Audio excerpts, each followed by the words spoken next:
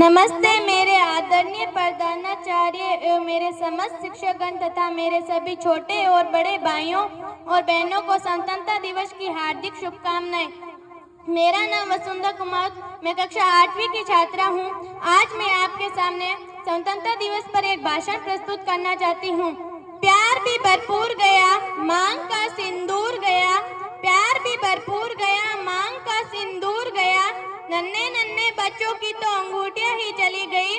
अरे आपके लिए तो एक आदमी मरा है साहब, मेरे घर की तो रोटियां ही चली गई।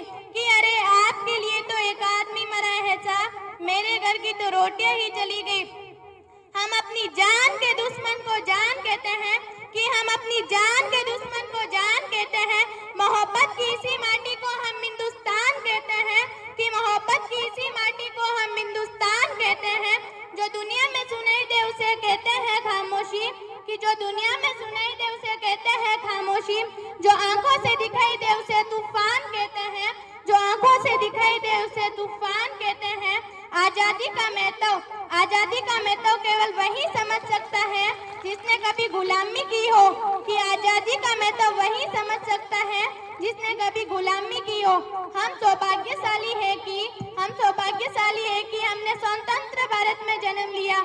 यूं तो आजादी की लौट 1857 में चल चुकी थी, यूं तो आजादी की लौट 1857 में चल चुकी थी।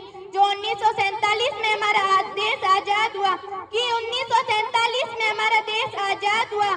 प्राचीन, मध्यकालीन, वर्तमान भारत के उदाहरणों में स्पष्ट करना चाहूंगी कि जब हम फिरंगियों के फेरों में फंस गए थे, कि जब हम फिरंगियों के फेरों में फंस गए थे, तब रंग दे बसंती चोलों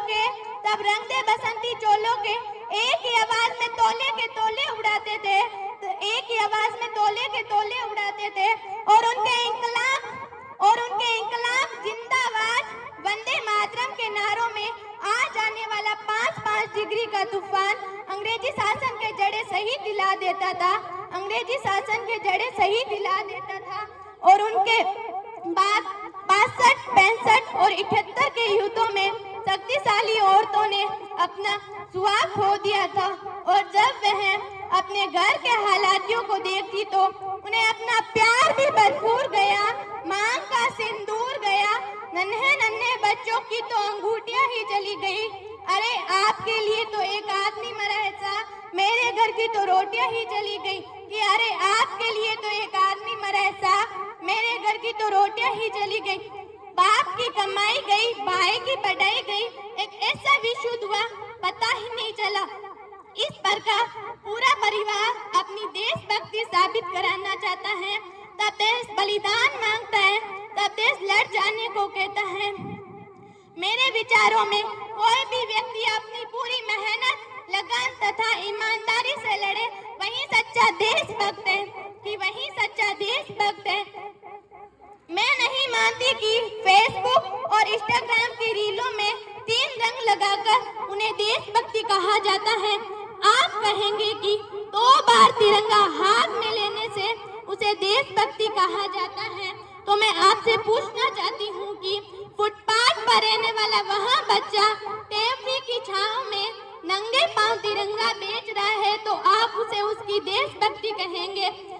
नहीं, उसकी देशभक्ति उसकी पेट की भूख की शक्ति है, जो उसे ऐसा करने पर मजबूर करती है, जो उसे ऐसा करने पर मजबूर करती, कि ना वो मस्जिद को जानता है, कि ना वो शिवालियों को, कि ना वो मस्जिद को जानता है, कि ना वो शिवालियों को।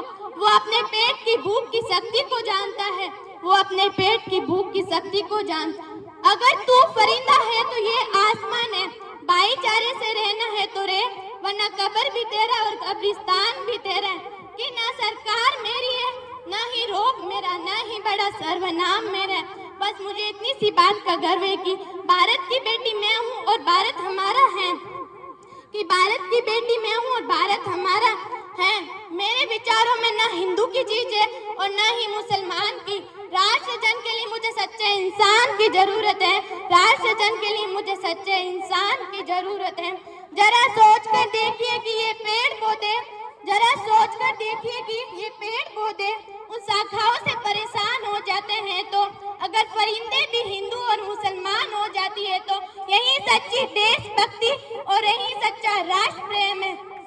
सरस्वती माता हमारी जान रक्षा के लिए खड़े उन जवानों को देश की रक्षा करने तथा पुलिस को प्रशासन और तथा किसान को उनकी पूरी मेहनत, लगन तथा ईमानदारी से, जिनके बिना राष्ट्रवादी से कल्पना करना भी संभव सा नहीं लगता है।